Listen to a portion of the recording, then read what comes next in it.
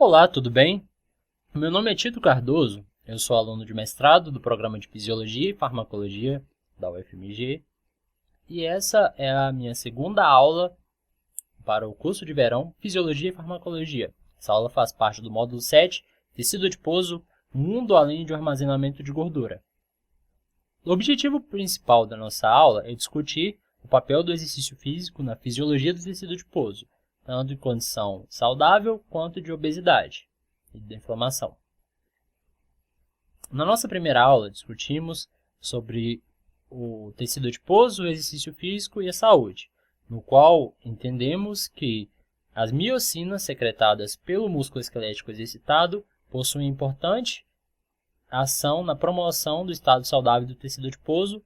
e na regulação da função de diversos outros tecidos. Nessa nossa segunda aula, discutiremos a ação anti-inflamatória desencadeada pelo exercício físico no tecido adiposo inflamado, como também como o exercício físico promove o estado saudável do tecido adiposo. Para começar, a classificação dos estados de peso são normalmente realizadas através do índice de massa corporal, o IMC, no qual é feito um cálculo da altura dividida pelo peso, e a classificação do estado de peso acontece de acordo com o resultado, sendo valores entre 18,6 a 24,9 resultantes desse cálculo indicam peso normal, valores entre 25 e abaixo de 30 indicam sobrepeso e valores acima de 30 indicam obesidade.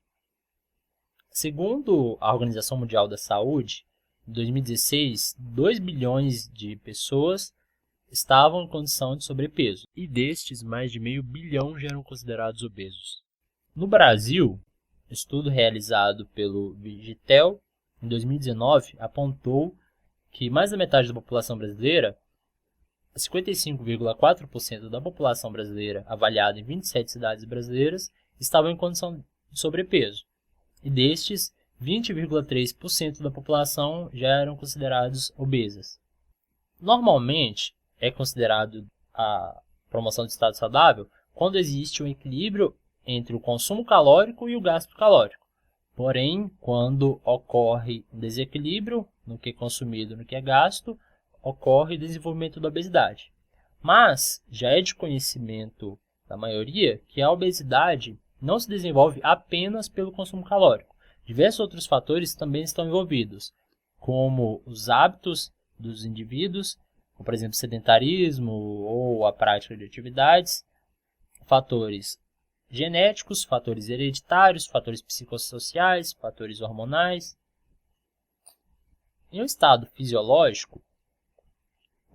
as calorias consumidas são armazenadas ou utilizadas. As que são armazenadas em forma de triglicerídeos nos adipócitos. Esses adipócitos recebem a influência da atividade de células imunológicas, de hormônios. Dentre os hormônios secretados pelos adipócitos, conforme apresentado pela professora Amanda, estão a leptina, que tem entre suas funções a promoção da sensação de saciedade, ao atuar em seus receptores no sistema nervoso central e sinalizar o estado alimentado. Já em uma situação onde ocorre um desequilíbrio, um aumento da disponibilidade de calorias, ou talvez por influência daqueles outros fatores que nós discutimos, ocorre um desequilíbrio nas células imunológicas que atuam nos adipócitos, um desequilíbrio na produção de citocinas. Estas citocinas secretadas pelos adipócitos, em um estado de elevação de seus níveis sustentado, promove o estado inflamatório dos adipócitos e diversas outras respostas patológicas, promove o remodelamento patológico dos adipócitos, no qual esse remodelamento, a hipertrofia e talvez a hiperplasia dos adipócitos possam comprometer o fluxo sanguíneo por atrapalhar a passagem de sangue nesses vasos que dariam aporte sanguíneo aos adipócitos, e alterações no metabolismo de ácidos graxos e outros metabólitos. Dentre os fatores importantes desse desenvolvimento da inflamação dos adipócitos e consequente desenvolvimento da inflamação crônica de baixo grau, estão o aumento dos níveis de produção de radicais livres, redução de agentes antioxidantes e aumento do estresse oxidativo. Voltando nas adipocitocinas secretadas pelos adipócitos em uma condição de obesidade, ocorre o aumento da secreção de citocinas como TNF-alfa, está relacionado à morte celular, resistência à ação da insulina e o aumento da inflamação, redução de adiponectina, que é uma citocina envolvida na gliconeogênese, na captação de glicose, catabolismo de lipídios e de ácidos graxos, no aumento da leptina. Esse é um fator importante dessa inflamação dos adipócitos. Embora a leptina esteja aumentada nessa condição, ocorre uma resistência central à ação da leptina, ou seja, comprometendo a sensação de saciedade. A resistina, assim como a interleucina 6, elas promovem a resistência à ação da insulina, o comprometimento à ação da insulina, e assim como o TNF-alfa também, que comprometem a função dos receptores de insulina, especialmente receptor de insulina tipo 1, e proteína estimuladora da acilação, que aumenta a resterificação de ácidos graxos e inibição da lipólise. E aí nós chegamos à parte importante. Como o exercício físico atua na obesidade? Na aula anterior discutimos a lipólise, nós entendemos que o exercício físico promove o aumento da secreção de catecolaminas, que contribuem, por fim, para a quebra de triglicerídeos, que irão liberar ácidos graxos livres na corrente sanguínea, esses que serão utilizados pelo fígado e pelos adipócitos para a produção de ATP.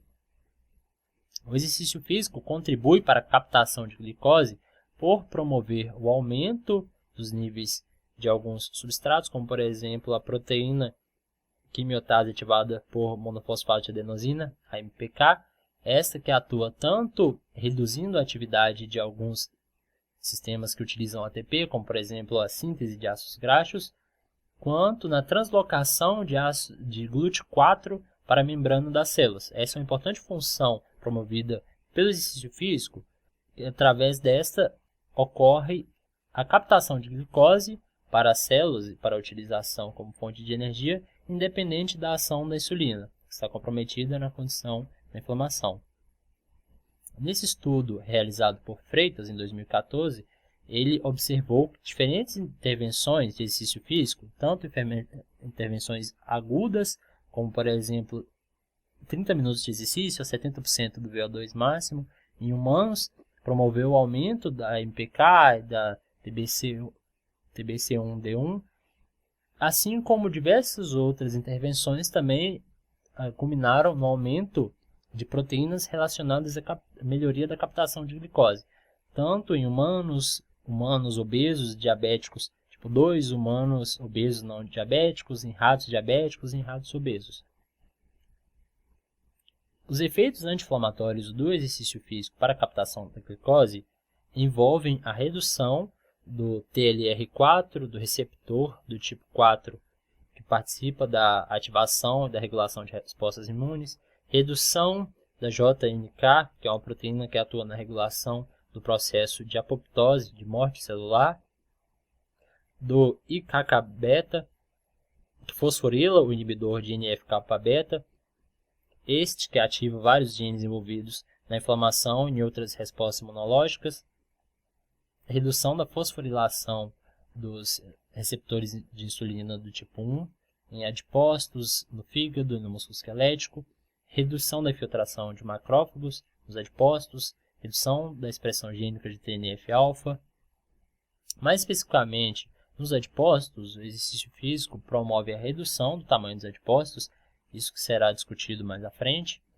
melhoria do aporte de oxigênio, ou seja, redução do estado de hipóxia dos adipócitos, melhoria da mobilização de ácidos graxos nos adipócitos, redução da infiltração de macrófagos do tipo M1 nos adipócitos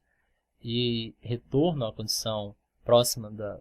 fisiológica, com maior presença de macrófagos do tipo M2, redução da leptina e aumento da adiponectina e redução de adipocitocinas, como TNF-alfa, interleucina 1-beta, interleucina 6. Dentre os efeitos do exercício físico no cérebro, no encéfalo, foi possível observar uma redução da COX, que é uma enzima responsável pela produção de prostanoides, porém em condição patológica, ela aumenta a inibição da COX, pode causar a redução dos sintomas da inflamação e da percepção de dor, redução de prostaglandinas, estas que têm função na reprodução, no controle da pressão sanguínea, função renal, porém em condições patológicas, elas aumentam a formação de trombos, de processos inflamatórios e causam alterações no fluxo sanguíneo regional. Também redução da ativação da micróglia, são células do sistema nervoso similares a glóbulos brancos, estão envolvidos em respostas imunológicas no encéfalo e na medula, e por consequência redução da neuroinflamação. Nos vasos, foi possível observar a redução de citocinas inflamatórias circulantes, aumento da óxido nítrico sintase, esta que leva à produção de óxido nítrico. O óxido nítrico atua tanto na manutenção do estado fisiológico do endotélio vascular, quanto na promoção do controle da termorregulação dos vasos sanguíneos, em diversas outras funções endoteliais. Também a redução do VCAM, que é a molécula de adesão vascular, a redução do MCP1, que é a proteína quimiotática de monócitos, é um biomarcador de lesão renal. Nos músculos, foi possível observar o aumento da mTOR, que é uma proteína com papel central no crescimento, na proliferação e na manutenção de células, e redução da UPP, da ubiquina proteossoma, que é um dos principais mecanismos envolvidos no catabolismo de proteínas, no citosol e no núcleo das células de mamíferos. Porém, é importante ressaltar que os efeitos fisiológicos importantes do exercício físico independem simplesmente da redução do tamanho dos adipócitos ou redução do peso corporal. Um estudo realizado por Stickins em 2018, onde ele buscou avaliar os efeitos induzidos pelo treinamento físico no fenótipo do tecido adiposo abdominal subcutâneo em humanos com obesidade, Stickins observou que, embora o peso corporal e o índice de massa corporal não tivessem resultado em alterações importantes, diversos outros mecanismos relacionados à saúde tiveram alterações importantes. Nessa figura, disponibilizada por Stickins em seu estudo, é possível observar a figura de histologia dos adipócitos antes e após a intervenção, e a quantificação desses valores, no qual é possível observar que não houve redução significativa ou quase nenhuma do tamanho dos adipócitos, considerando antes da intervenção e após a intervenção, e em C as médias observadas. Isso reforça a importância do exercício físico sobre o tecido adiposo, mesmo quando não há alterações de fenótipo e sobre alteração do peso corporal.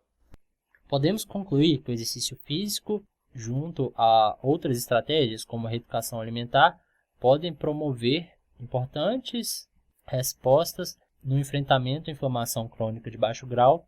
da obesidade e em diversos outros fatores relacionados à patologia. É isso, pessoal. Muito obrigado. Aqui está o meu e-mail, caso alguém queira entrar em contato, tirar alguma dúvida, solicitar alguma referência. Aqui estão as instituições que trabalharam para que a 30ª edição do curso de verão pudesse acontecer. É isso, muito obrigado e até a próxima.